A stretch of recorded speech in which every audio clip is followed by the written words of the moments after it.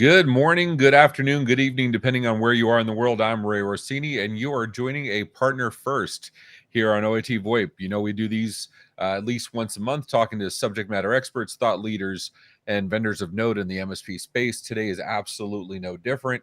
And if we do it right, you're going to learn a little bit and maybe add some tools to your arsenal. So you can go out there and be the awesome, badass MSP that we know you are. Just quick housekeeping. This is recorded as we go out on Facebook, LinkedIn, and YouTube. The recording will be available immediately thereafter. If you're in the chat, we'd love to talk to you. But if you have to step away because it's a work day, completely understand. Go back and rewatch as you please. So without much further ado, please help me in welcoming Mr. Victor Lopez, CEO and co-founder of FlexPoint. How you doing, my friend? Hey Ray, I'm good. Happy to be here. It's I was cracking up at the comments over there. Oh I watched we have I Dustin watched and these Dan often, in there. and every time the comments don't fail. Oh, they never disappoint. We see Greg, we see Dustin, we see Dan in the comments. Thanks for hanging out with us. I don't think it's FlexPoint, not FaxPoint. So I don't, Correct.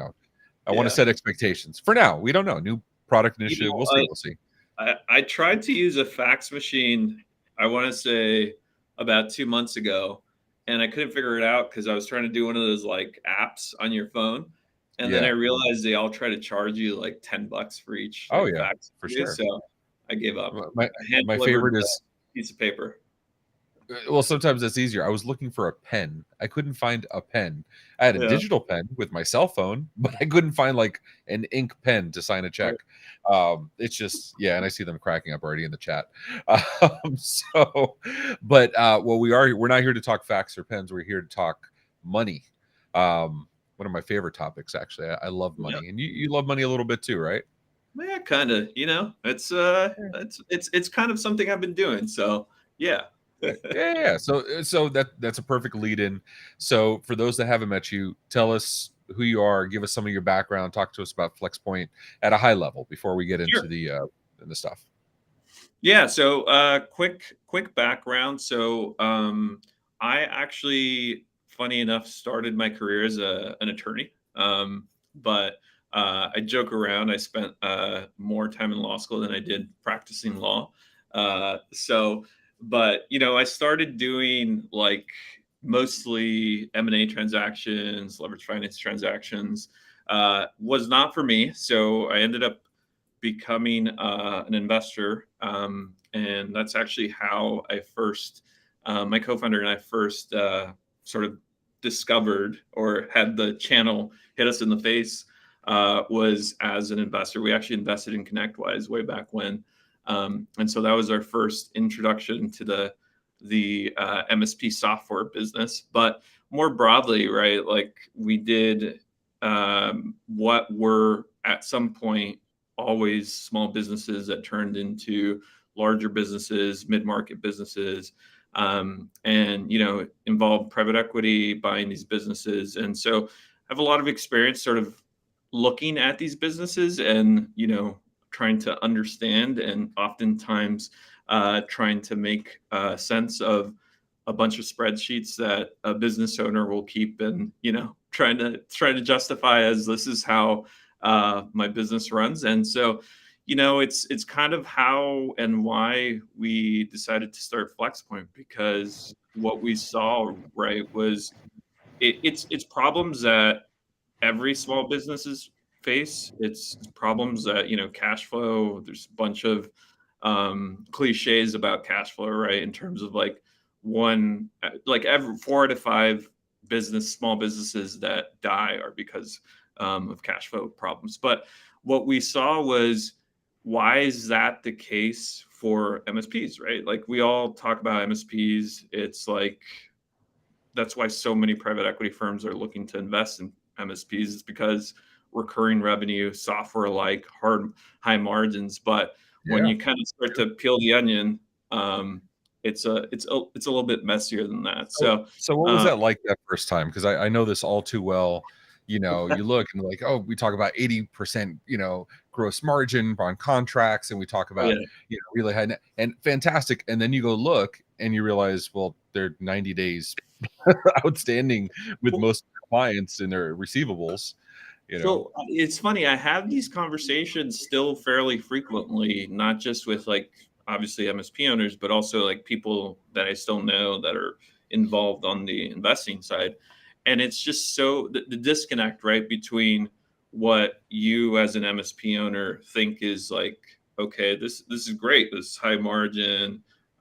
These are contracts that are, recurring in nature. And then on the other side, you get an investor who's like, well, your client can just walk away after 30 days. So how recurring is it really? Right. So it's just like both sides of it. And like, yeah, I mean, it's one of those things that you kind of open your eyes to it and you're kind of like, well, yeah, there's a lot of things there that are overlooked. But I mean, let's be honest, like when you have emergencies at your client, you have problems with your employees, like how often is like that your number one focus, right? You have oftentimes what happens is like you have an IT person who's trying to run a business, and the running business side of things is not really the number one priority most times. Well, and I can tell you, like, that cash flow stuff, my one and only blog that I've ever written, which is ridiculous for as much as I'm online, is actually about that. I was pissed because back in my MSP days, we had a healthy amount of staff. We were billing out at great margins, and it was Right. fantastic. And I was still going paycheck to paycheck trying to pay bills because I had so much outstanding. Yeah. I ended up putting that, and because to give it the proper honor it deserves, it is fupayme.money is the name, is the link to my blog. That's awesome. I didn't know about that. I gotta look at it. I gotta read it. Yeah. So, but so my solution was getting tighter on those credit terms, right? Yeah, Net 15 yeah, is really absolutely. net 15. It's not, Right. it's not an optional thing requiring stuff like automated methods of payment. Um, and that's kind Mhm. of what we're talking on here. You have a more evolved solution for this. Right. Um, and I kind of look at it and I kind of look at what you offer and I say, well, we're all doing it already. The difference is whose bank account is paying for it, Right. right? So, There's two you sides know, there, right? Like as a vendor and then as a customer of someone else, of another yeah. vendor. It's like we as vendors, right? We want to pay our bills as late as possible. Oh, of But when it course, cash comes flow. to Yeah. right, when it comes to actually getting paid, like we need to get paid right away. So it's a Yeah. funny kind of uh dichotomy between like how your relationship with cash as a vendor versus as a customer for sure. So, and I'm sure you have a couple horror stories of like MSPs or businesses in general, because this isn't an MSP specific thing. I know in MSP world, we'd love to think everything is unique to us because we're, special. And my mom told me so, right? Sure. But the truth of the matter is every business faces this, whether it's you're looking at flooring costs or you're looking at, holding inventory or private box or whatever, or your logistics costs. Every business faces these Yeah. challenges with cash flow. So, but for the MSPs, I think because going out at the onset is very expensive for us, right? Like there's a lot of hardware involved.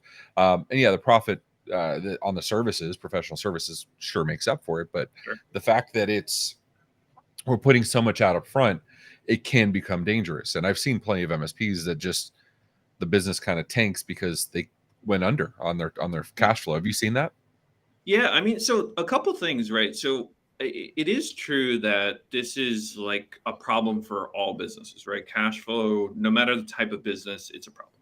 But what I find to be sort of interesting and what amplifies the problem for MSPs is because going back to what I was talking about in terms of like as from an investor's perspective, right?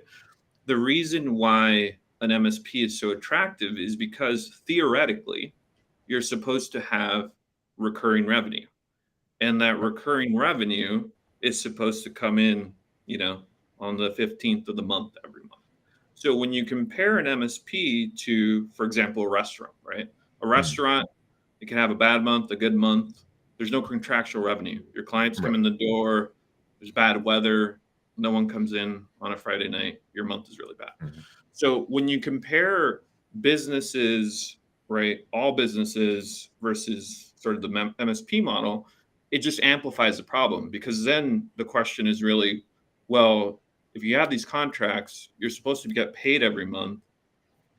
What's the problem? Like, what's the Well, and excuse, right? you scale your employees, you scale your whatever your infrastructure is, you scale your resources to match the client need. And often you're doing that ahead of time of the client actually paying you. So you're already fronting stuff. Uh, and then if the client delays in paying you, it's even more complicated. But even if the client's on time, I think everybody out there in MSP world is familiar with the sales life cycle, right? From Mhm. initial clicked on something, came across your stuff, all the way through signed on the dotted line. But you realize you're working from that far out, and then you do whatever implementation or whatever work, and then you're net 30. So whatever work plus your net 30 or net 15 or whatever you're doing, Right. plus if the client's delayed, so it's a really long time between Yeah. when you started this and when you're getting paid. And it's easy to lose sight of that. And so if you're putting all that money out and you have all these healthy margins, but bill comes due next month and you can't pay it because you're fronting Well, for those clients. yeah, I Ouch. mean, think about, like, yeah, I mean, you're hitting on like a very important aspect of the business, right? Which is like project work, right? And it's like, for most projects, especially if you're working with any sort of government entity, you have to front the costs somehow, right? Like, whether it's hardware or just the work itself, right? A lot of government entities um, require you to do the work, complete the work before you invoice it. And so then it's net 30, net 60. So yeah, no, you're exactly right. It's like there's this upfront investment, right? It's almost a capital investment.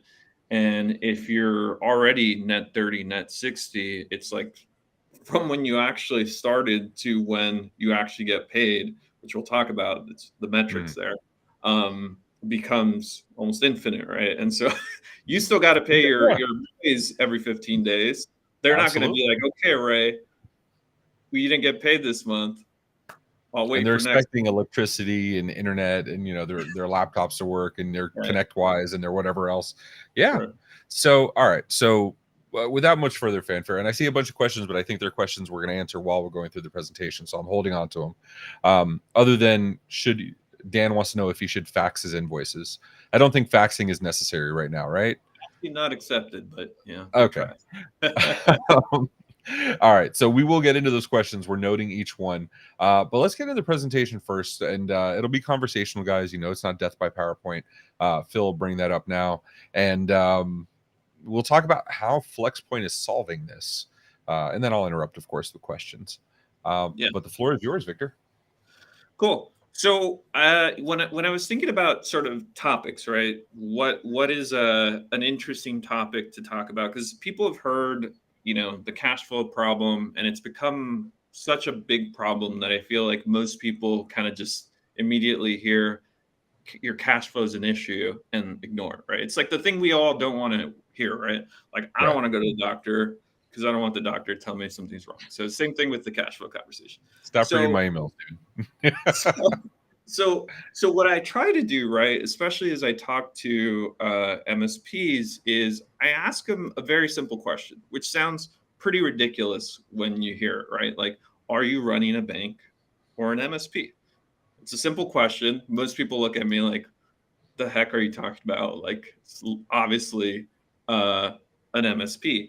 But what often happens is most MSPs don't have the ability or the data to answer this question in a way that's accurate. And so, what I mean by that, so I'm just going to skip ahead. I think we all saw who I am in terms of the introduction. But so, if we were to ask your typical MSP, right? So anything from a one-man shop, three-man shop to a very mature large MSP, Hmm. what do the majority of your receivables look like, right? Are they 30 days late, 60 days late, 90 days late, 90 plus days late? Ray, just take a guess. How I'm many do gonna you think would be able I, to answer this question? see. If it's late at all, it's already like irking me after, you know what I mean?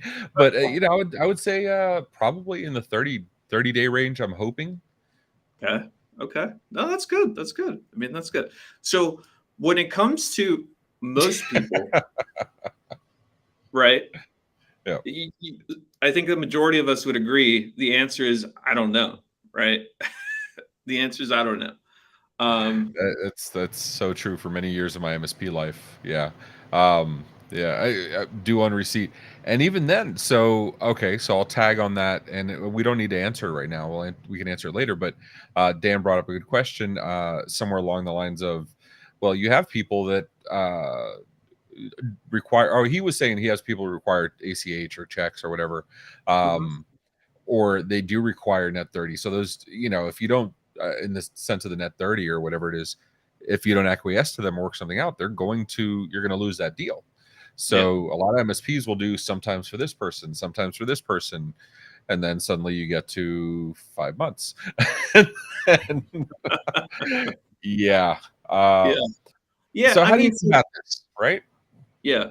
So there's a couple things, right? And we'll run through something called, right? I think everyone's familiar or at least heard the concept, right? DSO, days sales outstanding. So days sales outstanding, literally what it means is how long it takes from when an invoice is due for it to get paid. So there's nothing wrong with making the due date net 30, right? Like that's if those are the terms that a government wants you to give them, or even net 60. There's nothing wrong with that. Like there's obviously as a business owner, there's a risk reward sort of measure in terms of like, is it a big enough opportunity for me to give them consistently 60-day terms? So where DSO, right, where the metric of how long it's taking you to get paid starts is when the payment is due. So if it's net 60, it's from that point on. So now if it's 5 months from, net 60, I don't care if they're a school, a government, like that's a problem, right? It's Yeah. a problem if from when the due date, the time to actually get paid is taking a long time. And so what we like to talk about is what does this do, right? So going back to the basic question of are you running a bank or an MSP? Do you know what your average receivables look like? So not knowing the answer to those questions, right? There's a bunch of other things that are associated with that, but it's really what is the impact? And we've talked about this, right? Like not being able to pay your employees. You're essentially giving all of your clients interest-free loans. So if that's the case, I really hope you have a ton of capital sitting on a bunch of cash and making 4% with the government. So I guess that's okay. Yeah. But the biggest impact, right, is the unpredictability of your cash flow. So you can't do things like forecasts, right? You can't hire new people because you have no sense of what that cash flow is going to look like and where you can reinvest that money into things like sales and marketing. So it's the impact, I think, is clear. We don't need to sort of belabor the point on what happens when you don't know where your receivables sit, or you're providing your clients with interest-free loans. But why we're here, right? It's like, how do we fix this? So enough of, we all know this is a problem. We all know this is a problem across not just MSPs, but small businesses. So, how do you fix this? How do you improve on this? And so, we talk about at FlexPoint, we talk about 3 steps to not, fixing it completely, but at least having a sense of what is going on. And so, 3 steps go into real time data. So, first things first, right? If you don't have access to the data, if you don't know the answer to a question like, where do most of your receivables sit? That's a problem. So, the first thing you need to do is access to real time data. And we'll talk about that a little bit more. The second part, which is also really important, is having processes in place, right? So, not just for you in your business, right? In terms of how you collect, how you invoice, payment terms, collecting payments, but also for your clients. MSPs all in a client facing, client service business model, right? So, it's all about providing that best in class service. And so, in order to also do that within the payments collection space, you have to set very clear processes and very clear expectations, either early on or throughout the relationship of with your clients. And then the last thing is setting up multiple payment options, right? So we'll talk a little bit more about like the differences between payment options. Most people don't think there is any difference between like, a check, a wire, ACH, and a credit card, but there's a ton. And so we'll talk a little bit about that. And it's interesting. There's a question here. How often do MSPs drop the client because of these past due payments and then lose on their 2 to 3 months? On the collection side, I can speak from my experience. If it goes to collections, it's a write-off. Like, you know what I mean? I would say 10 to 15% of our collections end up coming back or end up getting paid. What's your view, Victor? Yeah, so I think the number one thing, right, is being able to establish a point in time where you essentially charge that off, right? You've heard this term charge off. Yeah. Typically, that's beyond 90 plus days. So if you have an invoice that's unpaid for 90 plus days, you would typically put that into your charge off bucket. So that means you're unlikely to recover on that. And in terms of statistics, so like Dun & Bradstreet puts out a bunch of really good information around, DSO, charge-offs across different industries, but specifically within, business services, IT services. And I think that the latest statistic is something like invoices beyond 90 days have a 5% likelihood of collection. So extremely low. So at that point, it's, you have to measure, well, how much money are you losing, right, by charging this off versus the time and effort it's going to take you to try and collect it, right? At that point, it's a balance of the two.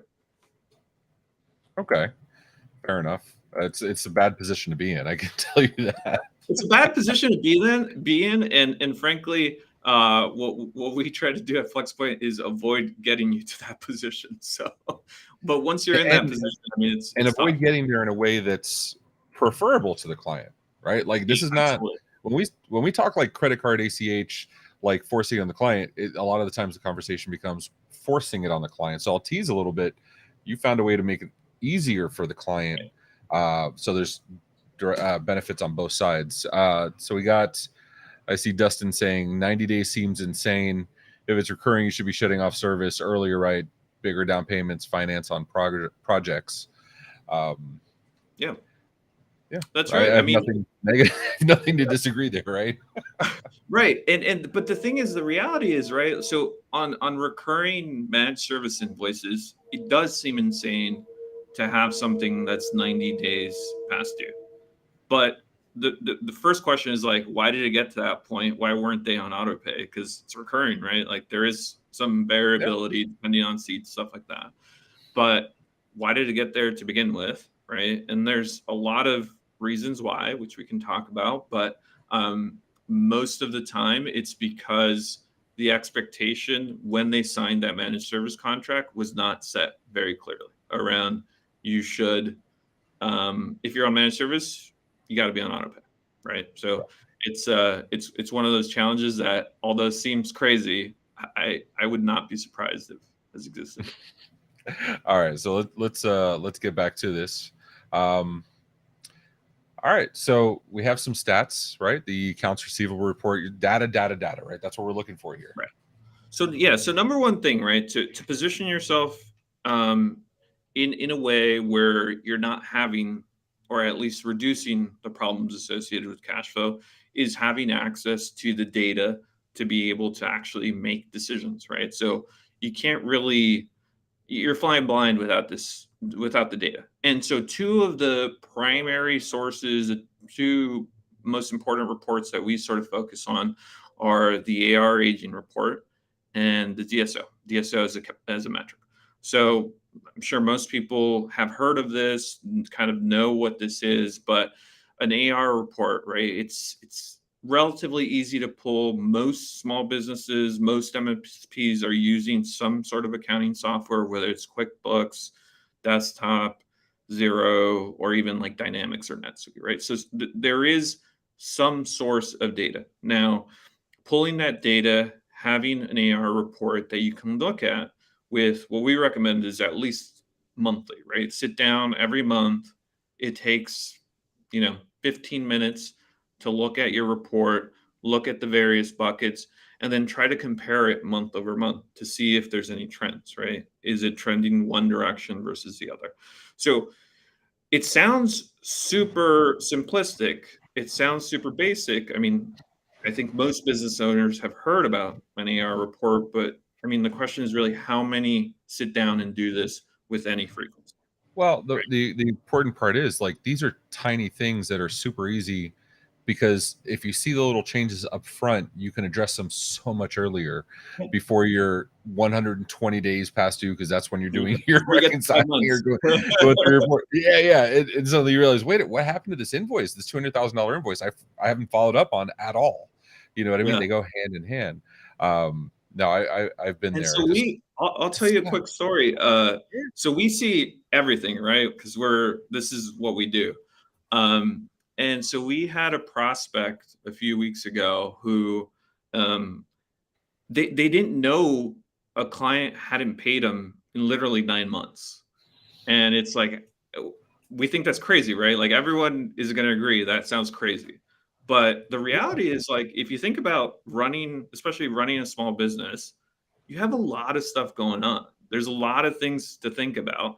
And if that's maybe it's not a big client, right? So it's not going to have tremendous But it impact. has an impact. You're counting on the revenue, right? Right. Right. And Somewhere you're I'll tell saying you're attributing revenue to that client. So yes. right. Yeah, I mean, and I get most MSPs at this point are on a cash basis, but still, you're counting on it, right? Even if it's not on the books that you're counting on the revenue in your head, you're counting on I'm going to have this month. Greg brings up a great point. He had a zero tolerance policy with his clients that didn't want to sign up for auto pay with his marketing business, and so and that's kind of like the point of that blog. I got to the point where when it came time to actually fixing it, I was frustrated. So Mhm. I may have gotten even like overboard on like how strict I got with my payment processes. Yeah. Um, but which ends up you're still forcing the client to do something they didn't really intend to versus Right. giving a give for both sides, right? Yeah. There's a big difference in adoption between the two, I promise. Yeah. So So I mean, Greg makes a great point, right? So whether you call it zero tolerance policy or whatever, right? Like, but if you are very clear and very transparent about your requirements, especially your payment requirements, especially upfront, right? In the beginning of a relationship, it makes it much easier to, get clients to actually do it, which frankly is a game changer. It's probably the biggest impact when it comes to cash flow on an MSP. So going back to sort of the data, right? So AR reports, very important. But then DSO, days sales outstanding. So we talked about this early on. It's a simple metric when an invoice goes out, due date to when it actually gets paid. There's formulas. There's two primary formulas of sort of doing that. We're not going to get into the technical aspects of it, but we're going to be putting out a bunch of content on our websites with some calculators that'll make it easier to do this. But fundamentally, why this is important, right? So if you look at sort of statistics across the industry, right? So in terms of sort of benchmarks. So IT services as an industry, right? So it's probably going to include stuff outside of MSPs, so take it a little bit with a grain of salt. But average DSO in the IT services market is 68 days. So, I mean, if you think about even if we're talking about net 30, right? That's 68 days from when the invoice went out. So you're talking about 98 days. So 68 days to actually get paid. So I don't know about you, Ray, but especially if you're just getting started, unless you have a rich uncle or a ton of cash in the bank, like That's 68 days to float every Well, single I month. have a rich uncle. His name is Victor Lopez, but we'll talk later about that. No, no, but you're right. The money's got to come from somewhere. And, this hurts me. I see Rich. I see Richie says, I'm ashamed to say I have 200K more, 200,000 more than 120 days past due. Yeah. Wow. That sucks. I've been there. Yeah, I'm sorry, dude. We've all been there. If it makes you feel better, I've been there many, many times, many more At least times. Rich knows, right? At least you know, Yeah. Rich. Oh, that's true. Yeah. There's probably a lot of Yeah. people out there who have no sense of how much is that far past due, for sure. Oh, here's a good question. I see Aaron's asking this data, specifically the DSO. Where are you getting that from? Your accounting package or from? Or that's typically you're going to QuickBooks, whatever So you're yeah, using for accounting. so what we recommend, right? So QuickBooks, if you're using QuickBooks, is going to have all this data. It's just how you present the data, how you pull the data. We make it easy. So we integrate our software integrates with QuickBooks and a bunch of other accounting software. And so we make it super easy to pull out and see that information like right within uh, the software. But yeah, I mean, most of what we're talking about, you can do it yourself. You can pull the information directly from QuickBooks.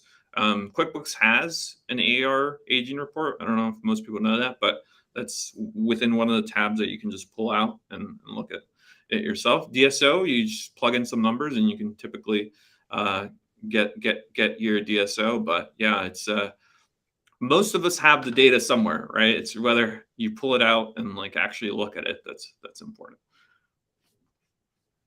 So, all right, so we talked And about real step quick, one. because Victor said he's going to be releasing content, his contact information will be in the show notes on these as well, and we'll put a card up later. But follow him because he loves education, so he'll be putting out stuff that educate you and get you better prepared to collect that money.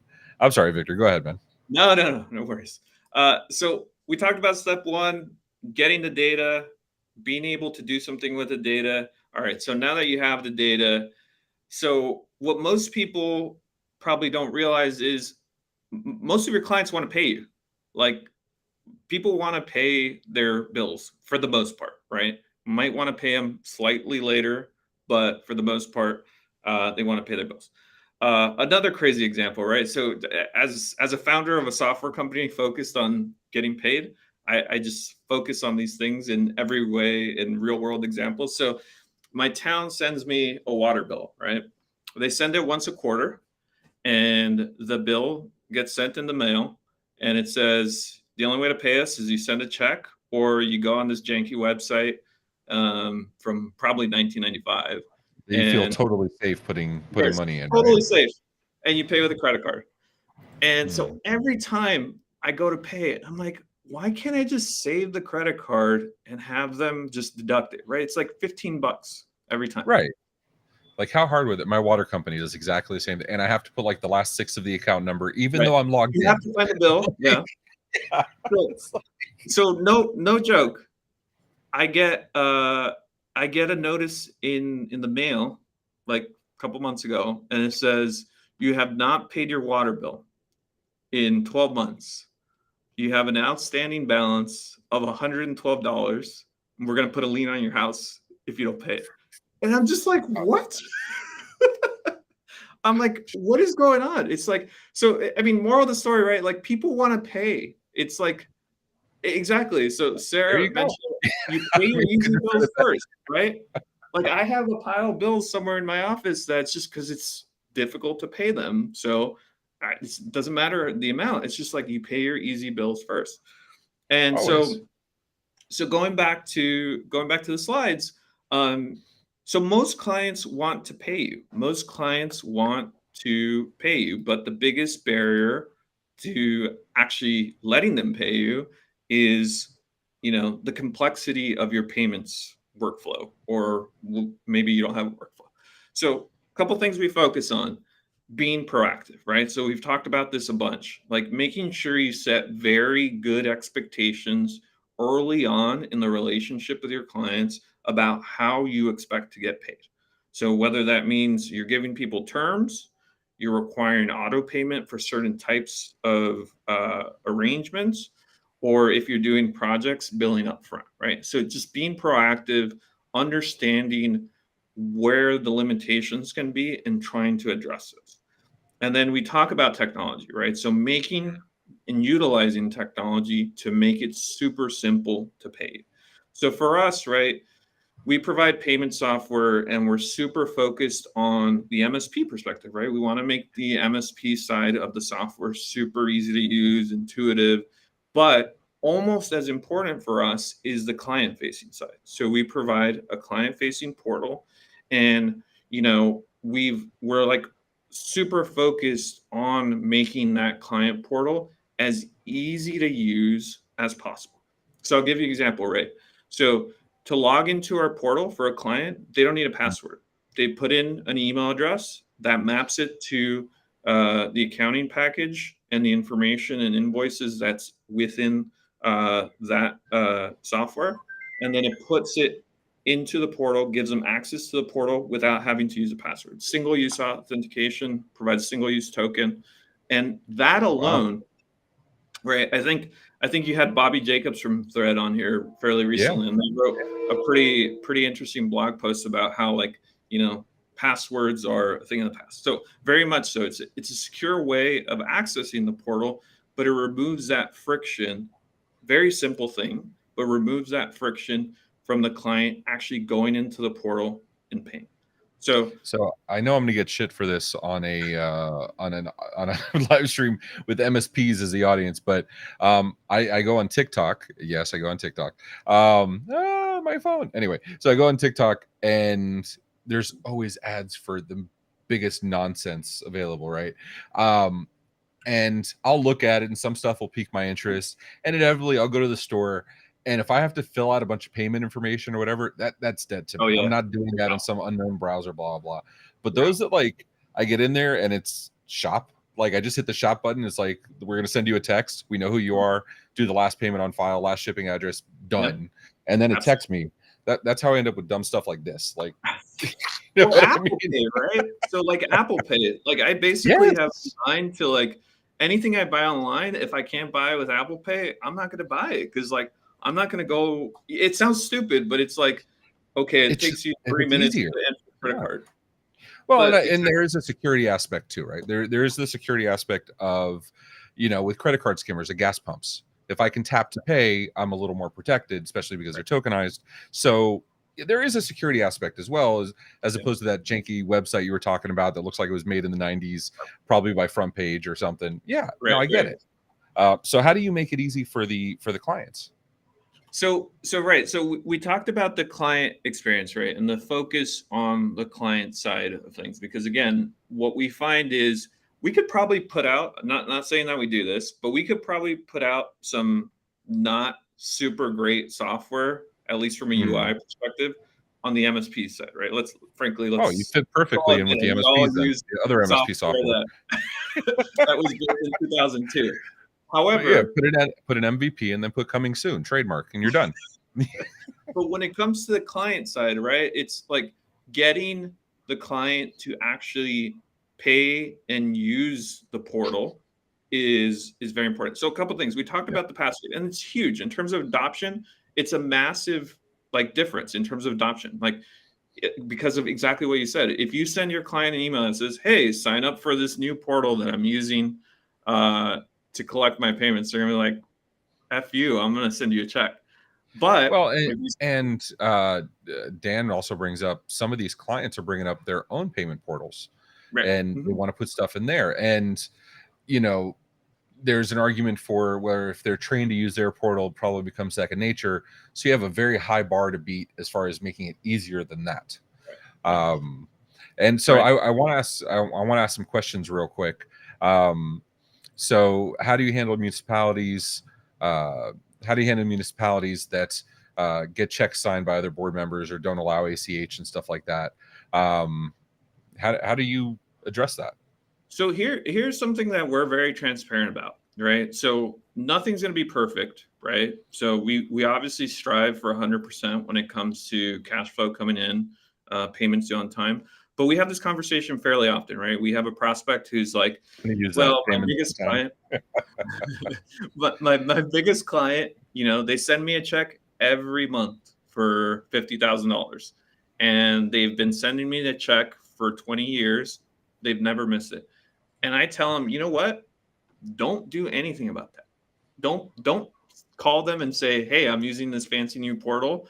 Change it, right? Like, you can get 70%, 75% adoption from the rest of your client base and still position yourself to be really good from a cash flow perspective. So if you have clients who tell you, hey, we have a check, you need to be signed by the board, it needs to be signed by, royal family of Scotland or something like that. Hey man, if it works, it works. We're trying to solve for the things that don't work. So, okay, here's an interesting question, because you talked about you had built a client portal. There is a question here about a PSA integration as well, so kind of this goes hand in hand, right? What besides obviously the text message goes out or the message goes out with the link so they can log in or they can make the payment, but how do you integrate with their billing systems or their accounting packages?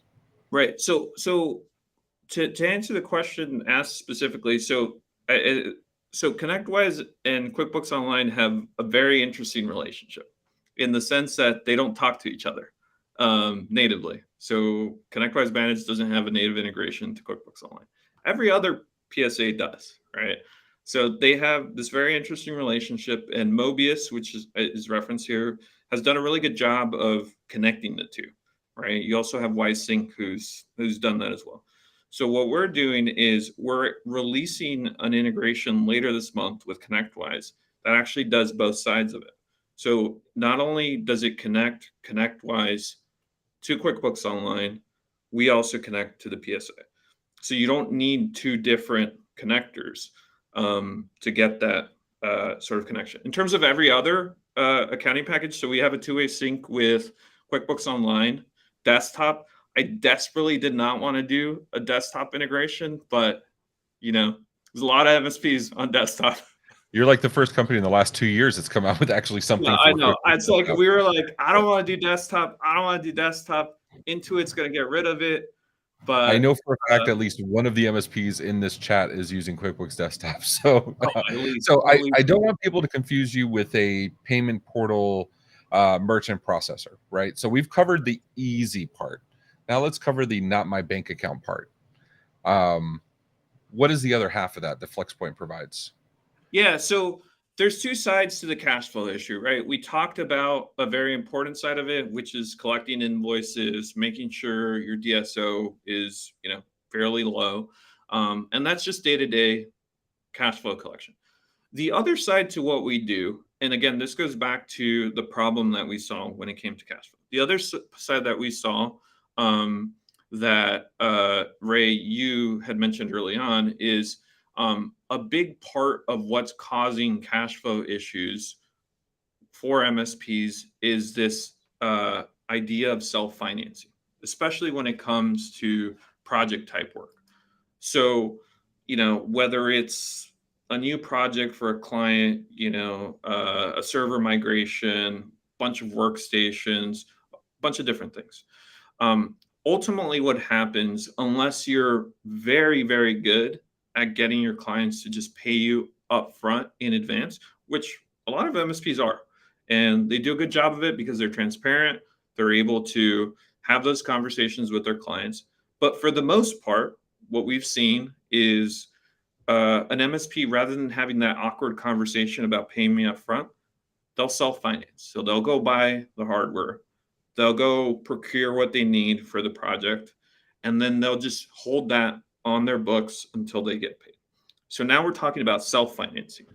Right. And so we saw that as a huge issue. So we thought, well, what if we bring the ability for clients to finance these types of invoices within the same portal, within the same user experience? And so what we did was in the exact same portal, in the exact same place where clients go to pay. So going back to our conversation about Apple Pay and buying stuff online, right? You can choose to pay via credit card, ACH, or you can choose to finance it. And so you can choose to That's finance that it. convenience you were talking about here on this on the Yeah. rightmost circle, right? Yeah, yeah, exactly. And so I'm just going to jump ahead. So since Yeah, we're yeah, running out of please. time, but Yep. so you're kind of seeing what that looks like. But so we offer within that same checkout experience the ability for clients to finance. And we do it in a way where the MSP is not on the hook. So client chooses to finance one of these large invoices, MSP still gets paid up front. There's no cash flow issue. There's no recourse if the client stops paying us. We obviously, that's a bad situation for everyone, but it's not a recourse to the MSP. And then the client pays over a period of time, up to 12 months is what we do. So that's the second part to it. We talked a lot about the first part of the cash flow issue, which is collecting your payments on time. The second part, and the second part of our product is eliminating the need to self-finance, which we found is a huge problem for a lot of MSPs, especially smaller MSPs too, that are just getting started, transitioning from break fix to managed service, still doing a fair amount of projects. So I have Dean asking, would he use this in a has situation or leasing hardware as a service or leasing, or what is the use case for this exactly? So there's a bunch of use cases. Hardware as a service is typically a 3-year arrangement. So typically it's a lease for 3 years. We don't do more than 12 months. So we're at this point, so stay tuned for more on that. But but for now we I do up see. to 12 months. So it's a bunch of different use cases. So I'll give you some examples. So we have partners who utilize this for new client onboarding fees. So they have a $10,000 new client onboarding fee. It includes everything like scoping out. And so when they're having that conversation with a new client, they're having that conversation around, okay, you've agreed to, sign up for our services, but sometimes telling them you have to pay $10,000 when you sign this contract for this onboarding fee, it becomes a hurdle, right? So what we've done is for these types of partners, they'll have their clients finance that and break it up into 3-month or 6-month payments. And then you have other projects. So we had a partner who started doing projects with a big regional coffee shop franchise. And so they required, for him to actually complete the project before they paid. And so he had to go buy a bunch of equipment.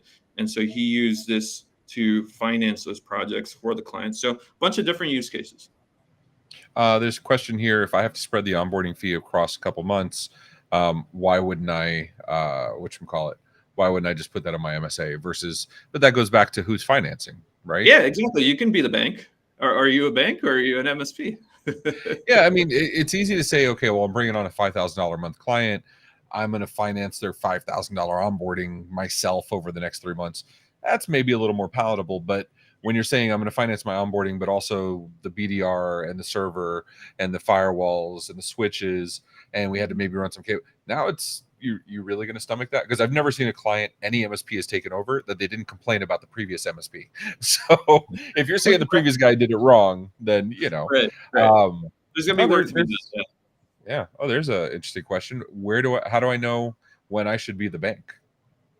Well, it's so the same thing we do, right? So when it comes to credit, extending credit, it's a risk adjusted return. So are you getting paid a sufficient amount for that credit risk?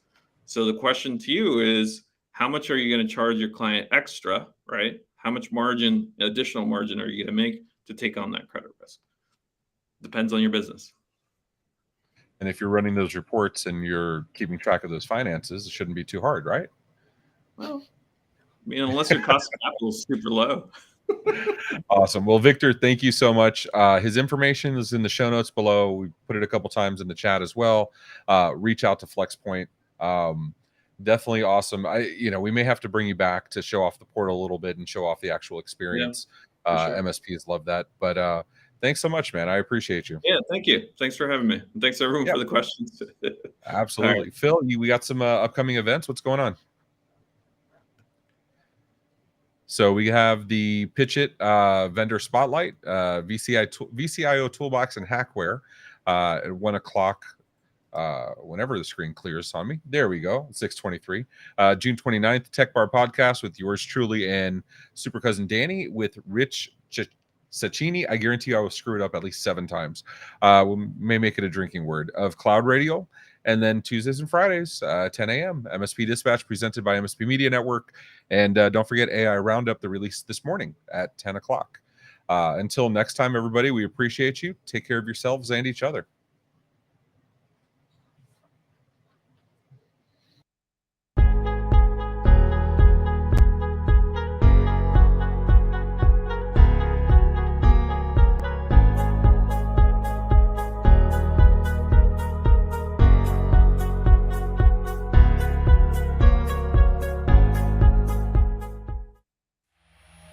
This has been a broadcast of the MSP Media Network.